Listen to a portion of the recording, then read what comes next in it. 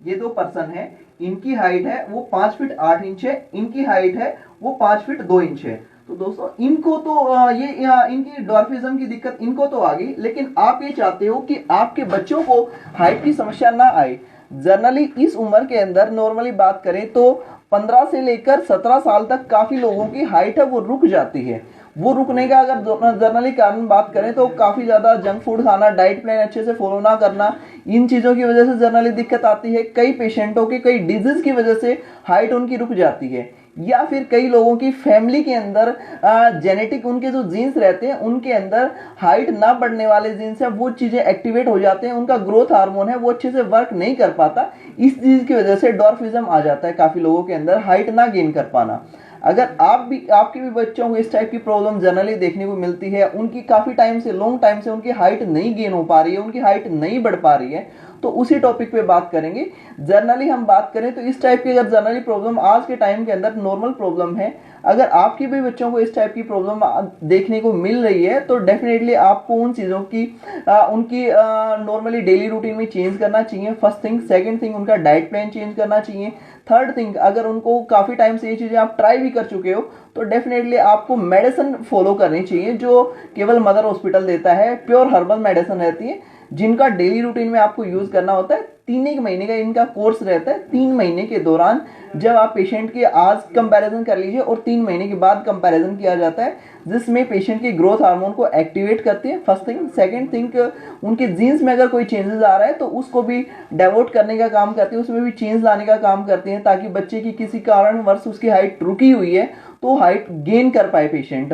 और इसमें कुछ प्रोटीन दिए जाते हैं जो पर्टिकुलर ग्रोथ हार्मोन को प्रमोट करते हैं। ये चीज़ें पेशेंट को डेली रूटीन में फॉलो करनी होती हैं। अगर आप ये चीज़ें डेली रूटीन में फॉलो करते हो तो बच्चे की ईजिली होम्योपैथी तरीके से बिना किसी साइड इफेक्ट के साथ नॉर्मल तरीके से पेशेंट की हाइट गेन हो जाती है।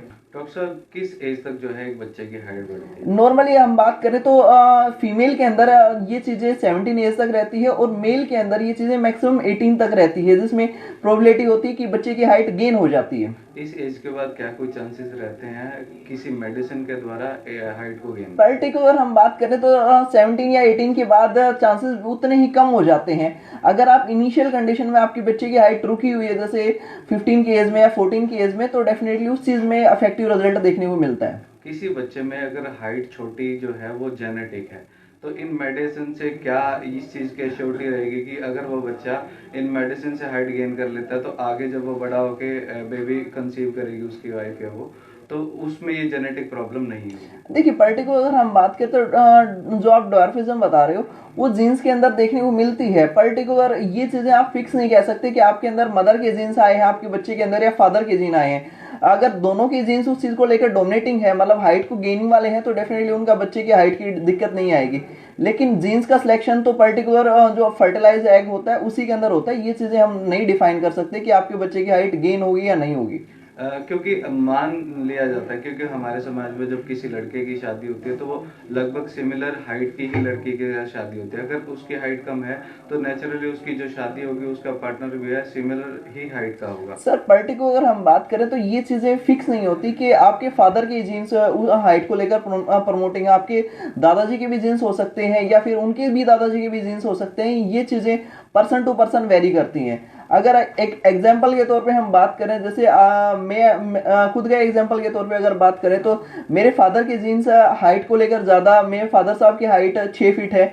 अगर मेरी हाइट 5 फीट रह जाती है या 5.5 फीट रह जाती है तो उसमें मेन कारण रहता है किसी बीमारी की वजह से भी हाइट रुक जाती है फर्स्ट थिंग, डाइट प्लान अच्छे ना फॉलो करने की वजह से भी हाइट रुक जाती है, या फिर कई बार ग्रोथ हार्मोन है वो अच्छे से काम नहीं कर पाता है तो उस वजह से भी हाइट की समस्या जनरली देखने को मिलती है। बच्चों में अगर बात की जाए, अगर 3 या 4 साल का एक बच्चा है उसकी हाइट कितनी होनी चाहिए? ये चीज़ें फिक्स क्राइटेरिया नहीं होता कि बच्चे की हाइट किसी टाइम तो वो चीज़ें ज़्यादा प्रमोटिंग होती है, एक ही टाइम में बच्चे की हाइट जल्दी निकल जाती है और किसी टाइम में वो चीज़ें पर्टिकुलर कुछ टाइम के बाद गेन होती है। ये हम फिक्स नहीं कहता, कोई भी फिक्स ग्राफ नहीं होता इस चीज़ का। गर्ल्स के केसेस के अंदर देखा जाता है कि लड़कियां जो है पीरियड साइकिल शुरू होने के बाद से हाइट जो है उनकी कम होने लगती है, तो क्या जब से पीरियड साइकिल शुरू होती है कुछ ऐसी चीजें हैं जिनका उनको ध्यान रखना चाहिए? अगर नॉर्मली हम बात करें तो लड़कियों के अंदर भी जैसे हार्मोन है वही उसी चीज का एक इंपॉर्टेंट रोल रहता है कि ग्रोथ हार्मोन उनका कितनी जल्दी एक्टिवेट होता है या कितने अच्छे से वो चीजें फंक्शन कर पाती हैं।